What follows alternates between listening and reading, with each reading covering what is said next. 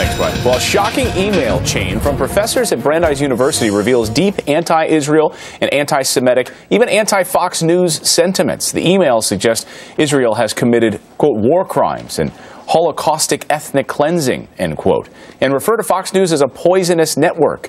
Are these messages an isolated incident at the university or an indication of much bigger problems inside our overall education system? Joshua Nash is a Brandeis graduate, as well as the founder and chairman of Voices of Conservative Youth. Nice to see you this morning, Joshua. Pleasure. Thank you. How did you get access to these emails, and when did you first learn about it? What was your initial response? There were a number of academics who were a part of this listserv that were troubled by the direction it was headed toward. They handed off and passed it on to a number of students who then forwarded it to me to disseminate. It's incredibly important that these emails got out. It's incredibly important that people see what's going on in the minds of some of the academics teaching our children in the classroom. Let's give some specific examples now. These are just a few of the posts, and this was an anti-Israel post, and we'll play a couple of them here back to back. Quote, an atmosphere of hysteria is being deliberately provoked in Israel, and whole communities are being subject to collective punishment, a war crime. As he says there, professor of sociology. Here's another one. Plant a tree, bury a Palestinian. Zionist olive trees grow wondrously on Palestinian corpses. In that way, we combine great trees with our own holocaustic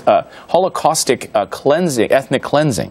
What did you make of those? This stuff is outrageous. It's deeply offensive. Look, I've been to Israel well over a dozen times. I have family living in Israel. I had family members that just served in the Israeli Defense Forces over the course of the last conflict.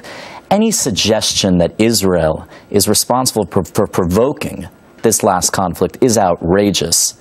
And it's just factually inaccurate. It was provoked because a group of terrorists, namely Hamas, went ahead and abducted and killed in cold blood 3 innocent Israeli civilians. Look, this type of sentiment is outrageous, and it ought to be condemned and denounced, but Brandeis here, it's not exclusive to Brandeis, the problem is. So it is a larger issue, you think? Absolutely, and it's emblematic of the larger culture on university campuses across America. Brandeis is just an example here. Now, they say it's an isolated incident. Brandeis University, from their president, says we maintain staunch support of freedom of expression and academic inquiry. Some remarks by an extremely small cohort of Brandeis faculty members are abhorrent. So they're just saying it's isolated. Look, during my time at Brandeis, I didn't have the privilege of being a student of any of these wonderful academics, but I will tell you that this is a troubling direction. And the idea that we have folks with these types of deranged minds teaching students in our classrooms is something that ought to be troubling to us all.